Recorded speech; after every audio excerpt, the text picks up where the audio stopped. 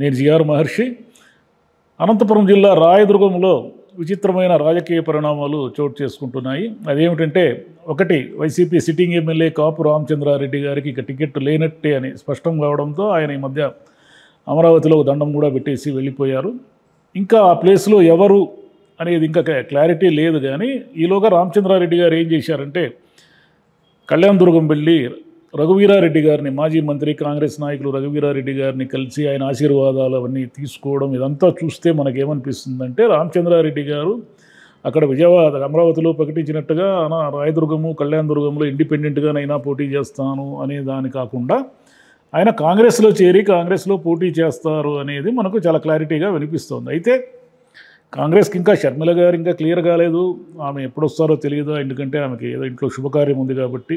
షర్మిల గారు వచ్చి వీళ్ళంతా పాత నాయకులంతా ఒక చోట చేరి వీళ్ళందరూ సీట్లు ఎవరికి ప్రకటించాలి, ఇదంతా చాలా తతంగం ఉంది. ఎందుకంటే రఘువీరారెడ్డి గారు కూడా గతంలో ఓడిపోయారు. ఒకప్పుడు ఆయన కాంగ్రెస్లో ఉన్నాడు, పెద్ద పేరున్న వాళ్ళే. కానీ ఎప్పుడైతే కాంగ్రెస్ అడ్రస్ లేకుండా పోయిందో, ఆయన అటు వైసీపీలోకి రాలేకపోవడం, కాంగ్రెస్లోనే ఉండిపోవడంతో ఇక ఆయనకి అక్కడ స్టాండ్ అంటే, ఆయనకంటూ ఓటర్ల బలము, ఆయన మంచి పేరు ఉన్నప్పటికీ ఇంకా నియోజకవర్గంలో ఆయనకున్న ఓటు ఫాలోయింగ్ ఇవన్నీ ఏమీ లేకుండా పోయాయి. ఈ పరిస్థితుల్లో కాంగ్రెస్కి మళ్ళీ ఇప్పుడు కాపు రామచంద్రారెడ్డి గారికి టికెట్ ఇస్తే రాయదుర్గంలో ఈయన ఏం ప్రభావం చూపిస్తారు అనేది ఒకటి క్వశ్చన్ మార్క్. ఎందుకంటే గతంలో అంతా ఒకసారి రాయదుర్గం ఎమ్మెల్యే చరిత్రలు అంతా తీసుకుంటే మనకి ఏమిటి అర్థమవుతుందంటే, తెలుగుదేశం ఒకసారి కాంగ్రెస్ ఒకసారి అలా అటు ఇటుగా గెలుస్తూ వచ్చారు. అక్కడ ఇంత మునుపు ఆయన వేరే కాంగ్రెస్ ఎమ్మెల్యే ఉండేవాళ్ళు.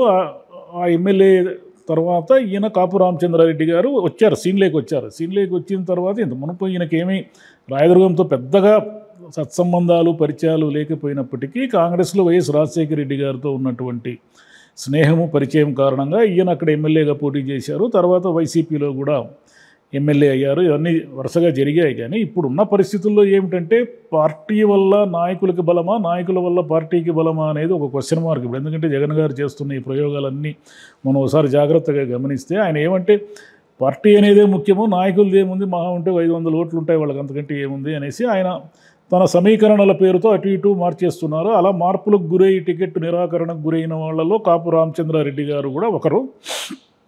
మరి ఈయన అక్కడ రాయదుర్గంలో కాంగ్రెస్ పార్టీ అభ్యర్థిగా నిలబెడితే, కాంగ్రెస్ పార్టీని ఎప్పుడో జనం మర్చిపోయారు. ఒకప్పుడు రాయదుర్గంలో కాంగ్రెస్ అనేది చాలా బలంగా ఉన్న పార్టీనే. కానీ ఆ పార్టీ అంతా కూడా ఇప్పుడు వైసీపీలోకి మారిపోయింది.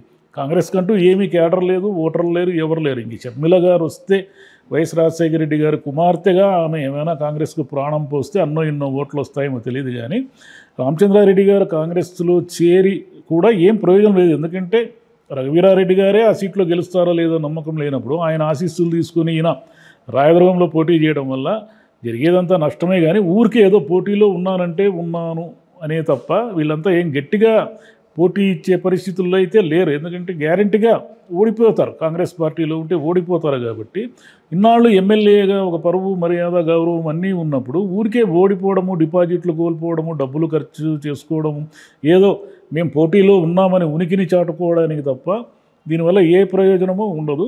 మరి రామచంద్రారెడ్డి గారు ఎటువైపు అడుగులేస్తారో చూడాలి. అలాగే అనంతపురం జిల్లాలో ఇంకో పరిణామాన్ని మనం ఆలోచిస్తే, సింగనమల ఎమ్మెల్యే జొన్నలగడ్డ పద్మావతి గారు వెళ్ళి జగన్ గారిని కలిశారు. అక్కడ ఆయన ఏదో మందలించారు, కోప్పడ్డారు, ఇవన్నీ రకరకాల వార్తలు వచ్చాయి. కానీ ఇప్పటికైతే మనకి అక్కడ ఏం జరిగిందో తెలియదు, ఊరికే వార్తలే తప్ప. అయితే ఆమెకి టికెట్ దాదాపుగా లేనట్టే అనే ఒక ప్రచారం జరుగుతూ ఉంది. అయితే లేదు, సాంబశివారెడ్డి అంటే పద్మావతి గారి భర్త సాంబశివారెడ్డి గారికి జగన్ గారితో మంచి పరిచయము, జగన్ గారికి ఆయన మీద మంచి అభిప్రాయము, నమ్మకము ఉంది కాబట్టి లేదు, మళ్ళీ ఆమెకే టికెట్ ఇస్తారు అనే ఒక ప్రచారం కూడా జరుగుతూ ఉంది. ఇది ముందు ముందు ఏమవుతుందో చూడాలి. అయితే యాక్చువల్ ప్రాబ్లం ఏమంటే, వైసీపీలో పద్మావతి గారిని పక్కకు తప్పిస్తే నిజానికి క్యాండిడేట్ కూడా లేరు అక్కడ. క్యాండిడేట్ వీళ్ళు కొత్తగా ఎత్తుక్కోవాల్సిందే తప్ప ఆల్రెడీ జనంతో పరిచయం ఉండి రాజకీయాల్లో ఉండి నేను పోటీలో ఉన్నానని చెప్పుకునే నాయకులు వైసీపీలో అయితే ఎవరు కనపడడం లేదు. అదొకటి అలా జరుగుతూ ఉంటే, హిందూపురంలో పరిణామాలన్నీ కూడా మారుతూ ఉన్నాయి. బాలకృష్ణ గారికి వ్యతిరేకంగా దీపికా గారిని ఇక్కడ వైసీపీలో తీసుకొచ్చి రామచంద్రారెడ్డి గారు పర్యటనలు చేసి ఆయన ప్రెస్ మీట్ కూడా పెట్టారు.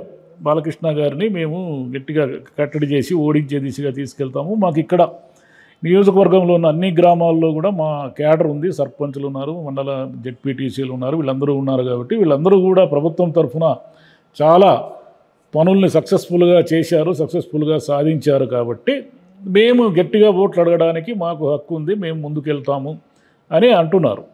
అలాగే పెనుగొండలో మరి ఉషశ్రీ చరణ్ గారు పోటీ చేస్తారు. మరి అక్కడ ఆమె ఇంకా పర్యటనలు అవి చేయలేదు, కానీ అటు శంకరనారాయణ వర్గీయులేమో ఆమెని వ్యతిరేకిస్తున్నారు. ఇట్లనే హిందూపురం పార్లమెంటు స్థానానికి వస్తే శాంత గారిని ఇప్పుడు అంటే బళ్ళారిలో ఉన్నారు కాబట్టి అక్కడి నుంచి తీసుకొచ్చారు కాబట్టి ఆమెను నియోజకవర్గం అంతా పరిచయం చేసే కార్యక్రమము ఒకటి నడుస్తూ ఉంది. ఈ మొత్తంగా చూస్తే తాడిపత్రి, ఈ ధర్మవరము, ఈ సీట్లకు సంబంధించి ఇప్పటివరకు ఏ వివాదము లేదు. ఒకటి వెంకటరామరెడ్డి గారికి, రెండు పెద్దారెడ్డి గారికి ఇక్కడ దాదాపుగా ఖరారైనట్టే అనుకుంటున్నారు, కానీ ఇంకా స్పష్టమైన జాబితాలో వాళ్ళ పేర్లు అయితే రాలేదు. అనంతపురంలో వచ్చేసరికి వెంకటరామరెడ్డి గారే ఉంటారా లేదా మారిపోతారా అనేది ఇంకా తెలియదు. ఇంకా ఈ లిస్టు అంటే ముందు చూడాలి ఎలా జరుగుతుందో. టీడీపీ ఒకవైపు అట్లా ఉంది, వైసీపీ ఇట్లా ఉంది, మధ్యలో షర్మిల గారు వస్తున్నారు కాబట్టి ఆమె పార్టీలోకి చేరి పోటీ చేసేవాళ్ళు ఎవరెవరు ఉంటారు, ఈ టికెట్లు దక్కని వాళ్ళు అనే దానికంతా కూడా షర్మిల గారు వచ్చి కాంగ్రెస్ పార్టీలో ఒకటో రెండో ప్రెస్ మీట్లో మీటింగు పెడితే తప్ప మనకు దానికి సంబంధించిన ఏ స్పష్టత రాదు. Thank you.